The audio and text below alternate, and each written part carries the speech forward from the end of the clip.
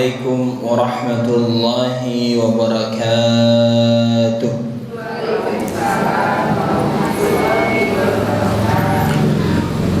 Alhamdulillahilladzi bi ni'matihi tatimmus shalihat. Asyhadu an la ilaha illallah wahdahu la syarika lah wa asyhadu anna Muhammadan abduhu wa rasuluhu alladzi la nabiyya ba'da wa la rasula ba'da. Allahumma salli wa sallim ala nabiyyina Muhammad wa ala alihi wa sahbihi wa man tabi'ahum bi ihsanin ila yaumiddin.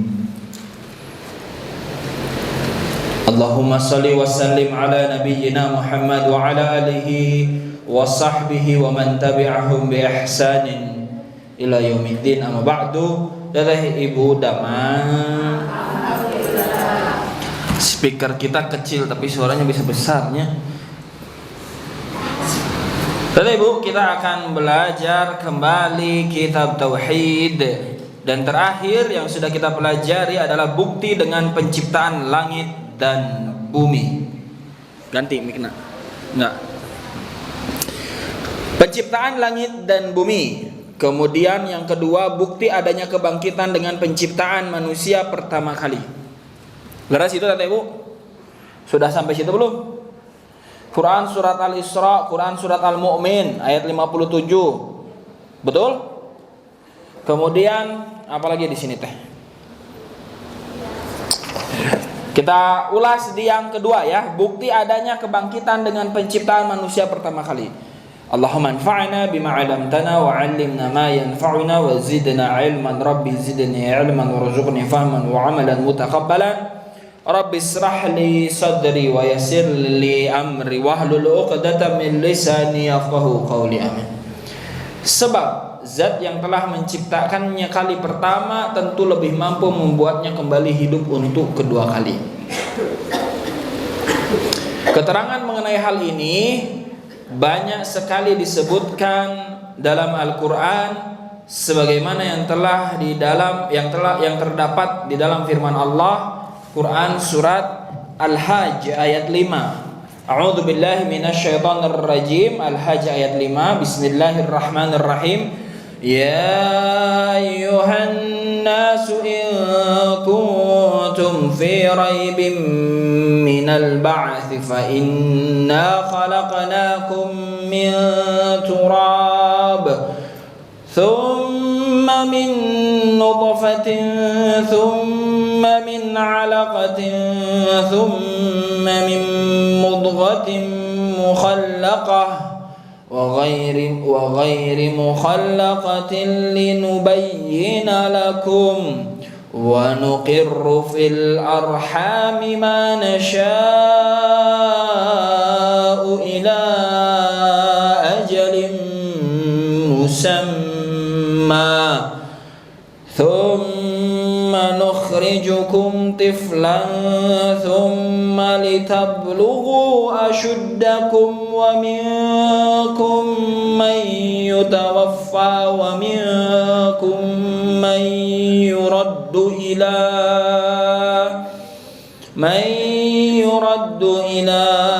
ardhalil umri likay la ya'lama min ba'di ilmin syai'a. Artinya, hai manusia, jika kamu dalam keraguan tentang kebangkitan dari kubur, maka ketahuilah sesungguhnya kami telah menjadikan kamu dari tanah, kemudian dari setetes mani, kemudian dari segumpal darah, kemudian dari segumpal daging yang sempurna kejadiannya dan yang tidak sempurna, agar kami jelaskan kepada kamu dan kami tetapkan dalam rahim apa yang kami kehendaki sampai waktu yang sudah ditentukan. Kemudian kami keluarkan kamu sebagai bayi, kemudian dengan berangsur-angsur kamu sampailah kepada kedewasaan. Dan di antara kamu ada yang diwafatkan dan ada pula di antara kamu yang dipanjangkan umurnya sampai pikun, supaya dia tidak mengetahui lagi sesuatu pun yang dahulunya telah diketahuinya. Quran surat Al-Hajj ayat 5. Kata Ibu,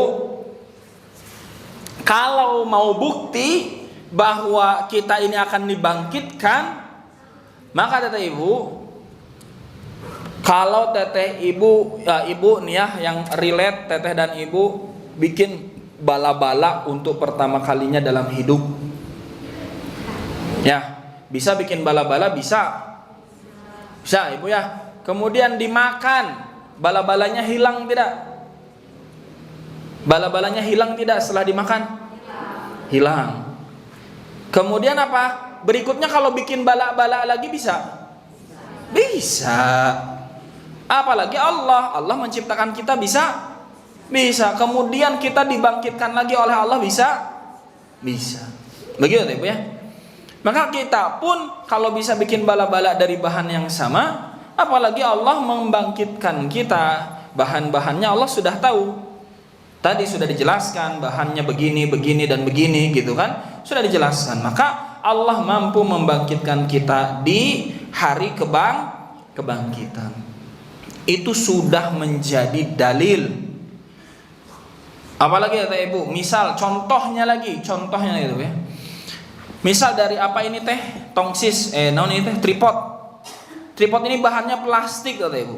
Ya, bahannya plastik. Kemudian kita leburkan jadi cair. Jadi cair Ibu ya.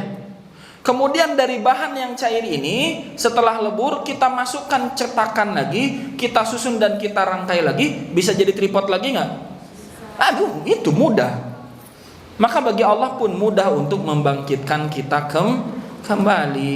Gimana atuh caranya? Ya memang itu hanya Allah yang tahu. Kalau manusia tahu caranya, nanti manusia membangkitkan siapa? Keluarganya, saudaranya, orang yang sudah wafat dibangkitkan deh. Kayak Naruto, Edo Tensei Bu.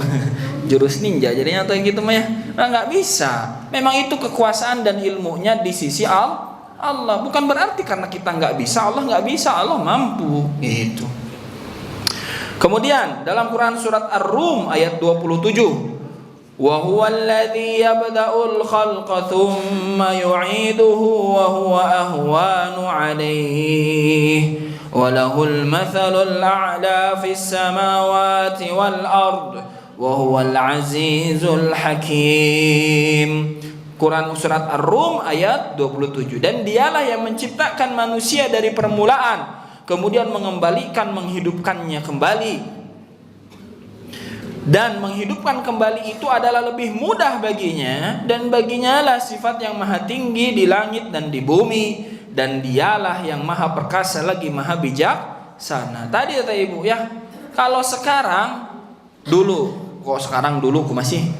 kata Ibu saat HP mereknya masih si Emen Ibu ya, kita tidak mengenal tripod kata Ibu ya, betul? HP mereknya si Emen, Nokia kata Ibu ya. Kan itu kita tidak mengenal tripod. Betul nggak?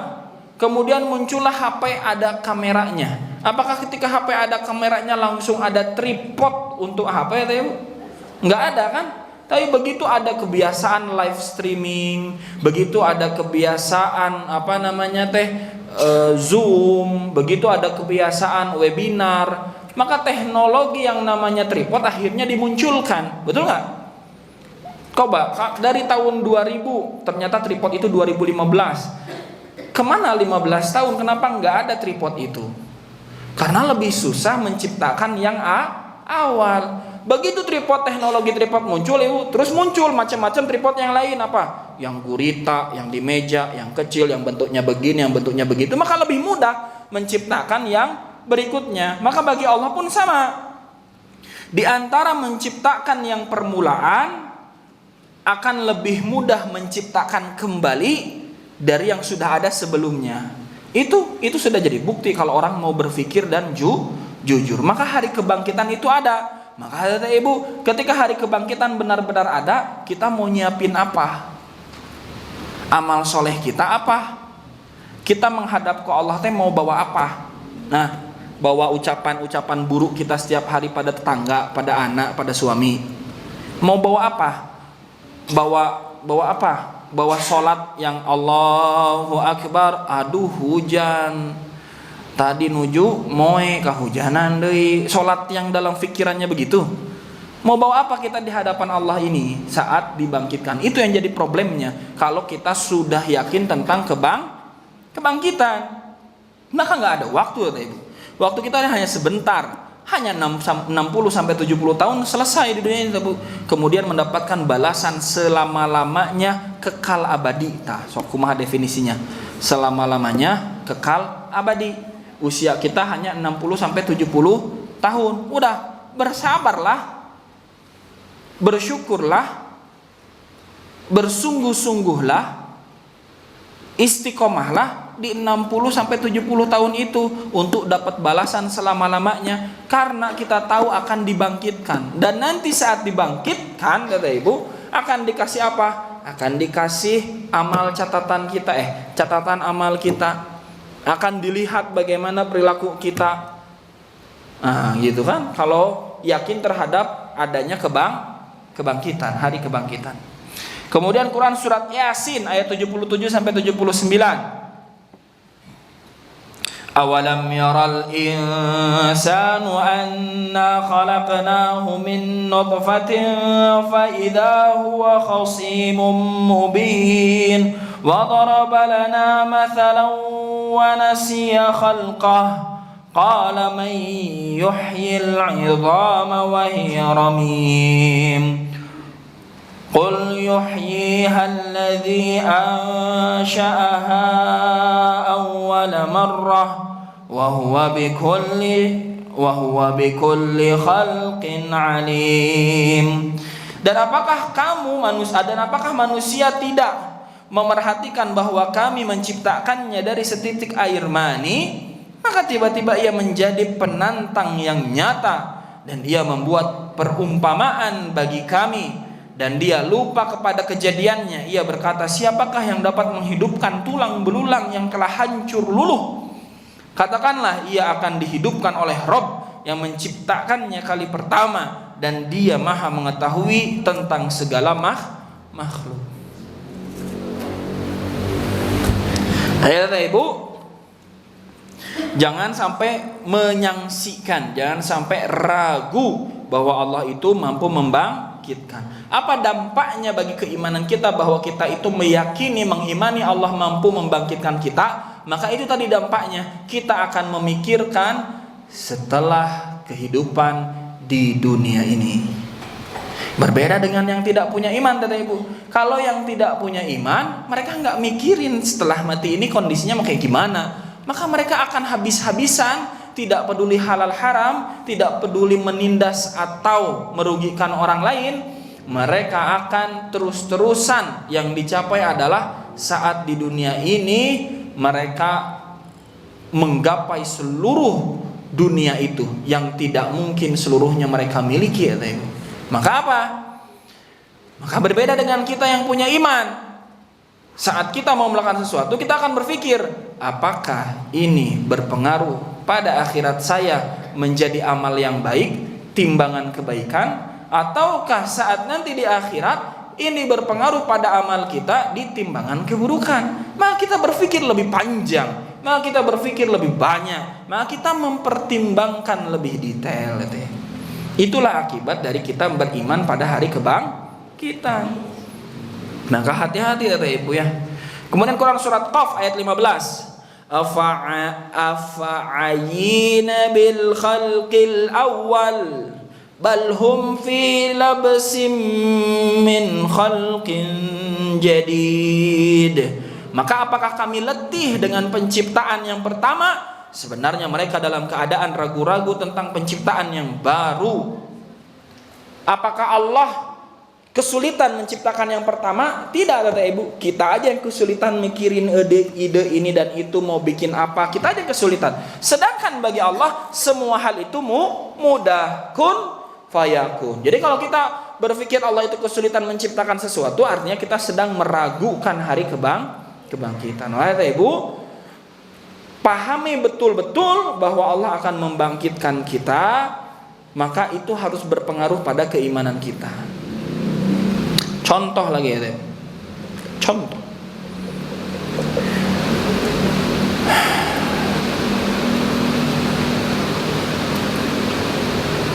Teteh ibu misalkan mendidik anak, ya kan?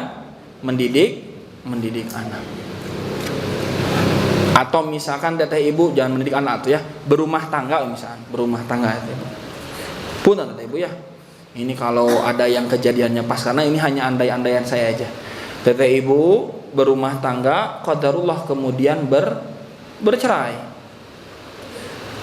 Kalau teteh ibu tidak kuat bahwa nanti akan dibangkitkan, teteh ibu bisa terjebak dalam trauma yang dipelihara oleh diri sendiri.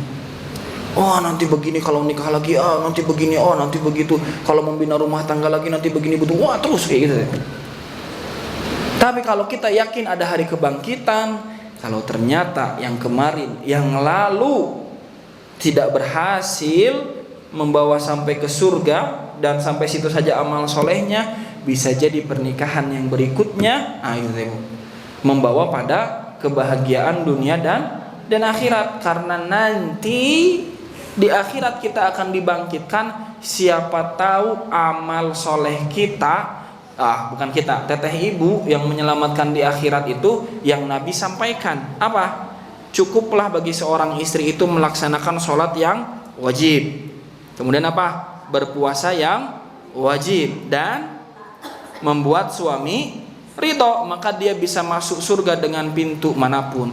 Maka teteh ibu kemudian ketimbang memilih traumanya karena yakin ada kebangkitan di hari akhir nanti, ada hari kebangkitan nanti, maka memilih supaya saya dibangkitkan dengan kondisi 3 itu. Kemarin bercerai karena suaminya mungkin tidak melakukan ketaatan kepada Allah dan justru malah bermaksiat dan kemaksiatan yang besar dan mengancam akhirat saya. Kalau ternyata alasan itu bercerai, maka berikutnya nggak usah trauma-trauma teteh ibu, karena tidak melulu kejadiannya akan begitu terus. Nah itu salah satu fungsi di dunia ini. Kalau punya iman kepada kebangkitan, kalau imannya baik, itu intinya mah. Kalau imannya sempurna, imannya terhadap qada dan qadar, terhadap hari akhir. Ini kan berarti terhadap hari akhir teteh ibu ya. Hari kebangkitan itu bagian dari keimanan kepada hari akhir. Maka dia itu akan sembuh. Jadi orang-orang beriman itu tidak lemah mental dan hatinya, merasa terpuruk sebentar, sesaat, nggak apa-apa, manusiawi. Tapi kalau terus-terusan, bukan Abi paling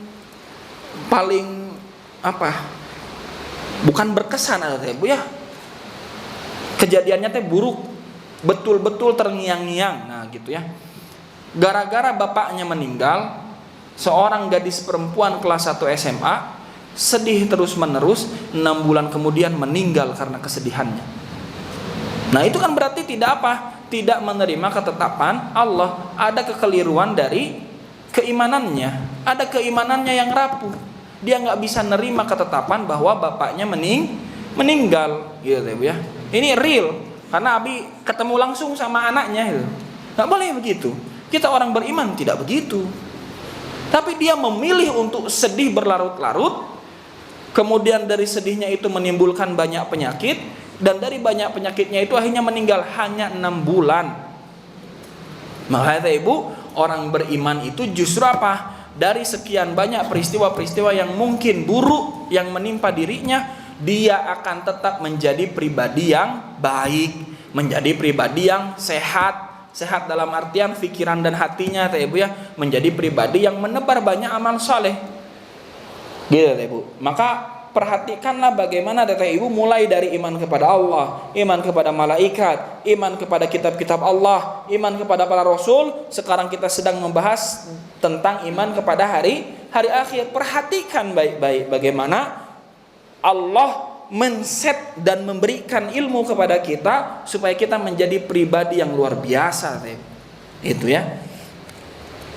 Ayat-ayat yang kami sebutkan di atas juga ayat semisal yang tidak kami sebutkan mengundang perhatian orang-orang yang mengingkari adanya kebangkitan, agar mereka lihat pada diri sendiri dari mana mereka dicipta pertama kali dan tahapan-tahapan yang berubah-ubah yang mereka lalui dalam penciptaan. Zat yang mampu menciptakan untuk pertama kali tentu tidak akan kesulitan untuk mengulanginya lain kali.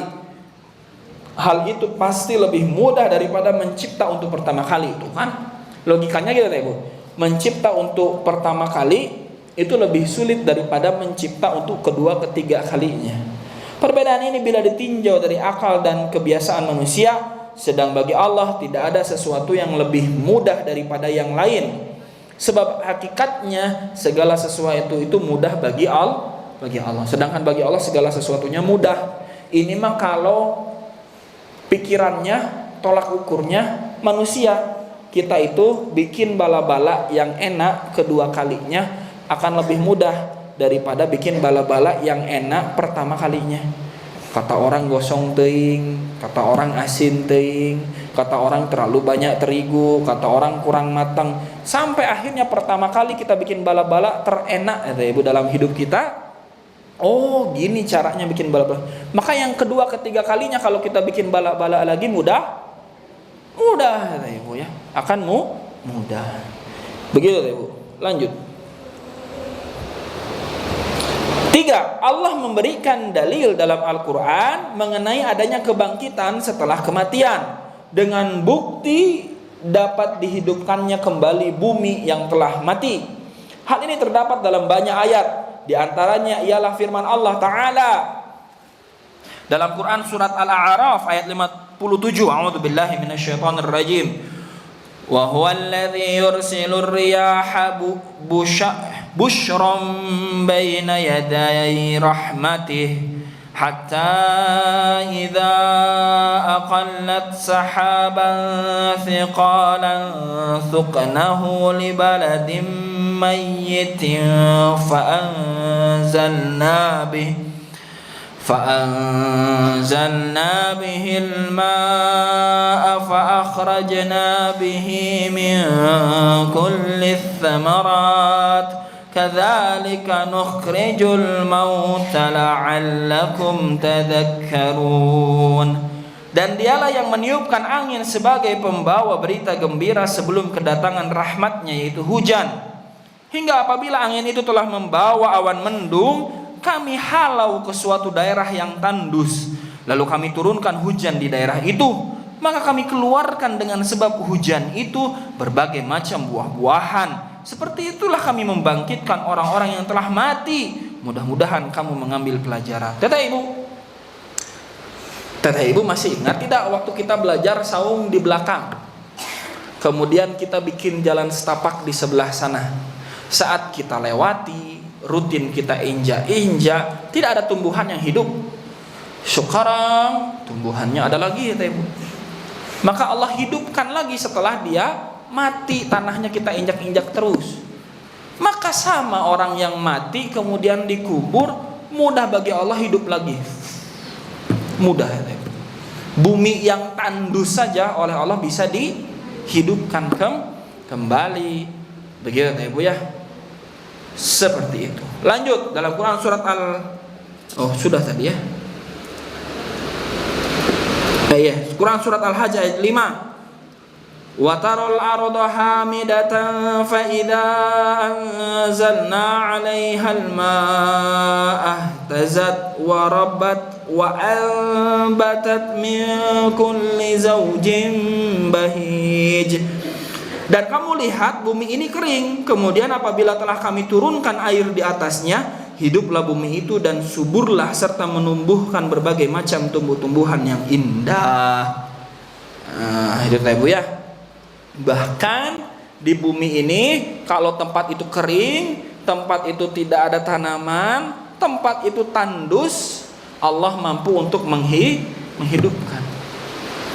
Bahkan mungkin daerah yang beku, setelah oleh Allah dicairkan kebekuannya, tumbuhlah tanaman. Ibu, tumbuhlah kehidupan. Dan bahkan tiba-tiba ada makhluk-makhluk hidup, hewan-hewan yang hidup yang sebelumnya mungkin di sana tidak ada, Ibu. Ya. Begitu Ibu ya. Kemudian Quran surat Az-Zukhruf ayat 11. وَالَّذِي نَزَّلَ مِنَ السَّمَاءِ مَاءً بِقَدَرٍ فَأَنشَرْنَا بِهِ بَلْدَةً مَيْتًا كَذَلِكَ تُخْرَجُونَ. Dan yang menurunkan air dari langit menurut kadar yang diperlukan, lalu kami hidupkan dengan air itu negeri yang mati. Seperti itulah kamu akan dikeluarkan dari dalam kubur. Jadi Ibu, kita akan dikeluarkan dari dalam kubur itu seperti apa? Seperti tanah yang kering, kemudian apa? Disiram air, kemudian hiduplah, tumbuhlah tumbuh-tumbuhan di situ. Maka kita yang mati maka akan tumbuh lagi, begitu. Apakah benar kejadiannya seperti itu? Allahu alam. Allah menyampaikan pesan ini untuk membuat kita lebih paham, lebih mudah untuk mengerti apa yang Allah maksudkan dari dibangkitkan. Apakah tiba-tiba kita jadi juga pohon itu tumbuh lah, gitu, begitu? Nggak tahu, Ibu. Kita belum tahu nanti bagaimana kejadiannya ya.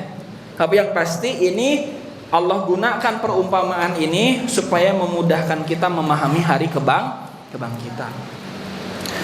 Ayat-ayat tersebut dan yang semisal menerangkan bahwa menghidupkan kembali setelah mati adalah sesuatu yang sangat mungkin dilakukan oleh Zat yang Maha mengatur segala urusan. Bukti konkretnya ada di depan mata kalian. Kalian dapat melihatnya kapanpun. Misalnya tanah tandus dan gersang yang semula tidak ada kehidupan di dalamnya, yang Allah kirimi hujan, kemudian setelah itu berubah menjadi tanah yang hijau dan indah, ditumbuhi pepohonan yang penuh dengan buah-buahan. Zat yang mampu melakukan hal seperti ini tentunya juga mampu untuk menciptakan dan menghidupkan kembali jasad-jasad yang hancur lebur, dan Dia Maha mengetahui tentang semua makhluk. Itu saja Ibu. Untuk poin kali ini kita sudah sampai ke poin ketiga, bahwa bukti kebangkitan adanya dari Allah menghidupkan kembali sesuatu yang ada di bumi setelah dia kering tandus, gitu ya. Jazakumullah khairan, barakallahu fikum. Aku qouli hadza wa astaghfirullah li wa lakum. Akhirul kalam. Assalamualaikum warahmatullahi wabarakatuh.